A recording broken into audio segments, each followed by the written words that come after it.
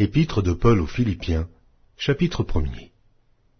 Paul et Timothée, serviteurs de Jésus-Christ, à tous les saints en Jésus-Christ, qui sont à Philippe, aux évêques et aux diacres. Que la grâce et la paix vous soient données de la part de Dieu notre Père et du Seigneur Jésus-Christ. Je rends grâce à mon Dieu de tout le souvenir que je garde de vous, ne cessant dans toutes mes prières pour vous tous de manifester ma joie au sujet de la part que vous prenez à l'Évangile, depuis le premier jour jusqu'à maintenant.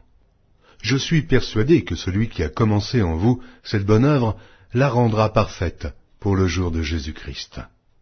Il est juste que je pense ainsi de vous tous, parce que je vous porte dans mon cœur, soit dans mes liens, soit dans la défense et la confirmation de l'Évangile, vous qui tous participez à la même grâce que moi. Car Dieu m'est témoin que je vous chéris tous avec la tendresse de Jésus-Christ. Et ce que je demande dans mes prières, c'est que votre amour augmente de plus en plus en connaissance et en pleine intelligence, pour le discernement des choses les meilleures, afin que vous soyez purs et irréprochables pour le jour de Christ, remplis du fruit de justice qui est par Jésus-Christ à la gloire et à la louange de Dieu. Je veux que vous sachiez, frères, que ce qui m'est arrivé a plutôt contribué au progrès de l'Évangile. En effet, dans tout le prétoire et partout ailleurs, nul n'ignore que c'est pour Christ que je suis dans les liens. Et la plupart des frères dans le Seigneur, encouragés par mes liens, ont plus d'assurance pour annoncer sans crainte la parole. Quelques-uns, il est vrai, prêchent Christ par envie et par esprit de dispute, mais d'autres le prêchent avec des dispositions bienveillantes. Ceux-ci agissent par amour, sachant que je suis établi pour la défense de l'Évangile, tandis que ceux-là, animés d'un esprit de dispute, annoncent Christ par des motifs qui ne sont pas purs, et avec la pensée de me susciter quelques tribulations dans mes liens. Qu'importe, de toute manière, que ce soit pour l'apparence, que ce soit sincèrement, Christ n'est pas moins annoncé. Je m'en réjouis, et je m'en réjouirai encore.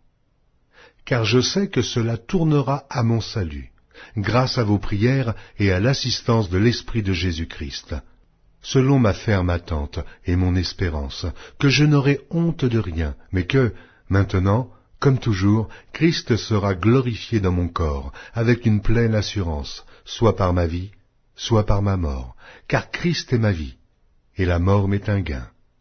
Mais s'il est utile pour mon œuvre que je vive dans la chair, je ne saurais dire ce que je dois préférer. Je suis pressé des deux côtés.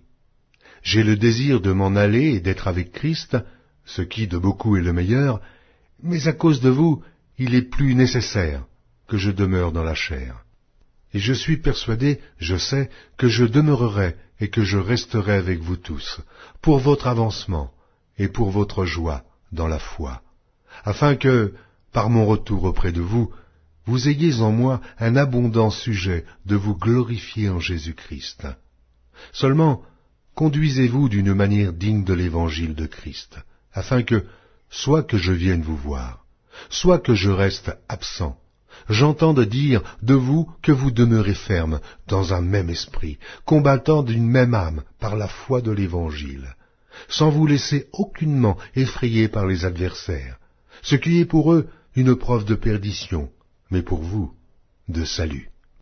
Et cela de la part de Dieu, car il vous a été fait la grâce, par rapport à Christ, non seulement de croire en lui, mais encore de souffrir pour lui, en soutenant le même combat que vous m'avez vu soutenir, et que vous apprenez maintenant que je soutiens.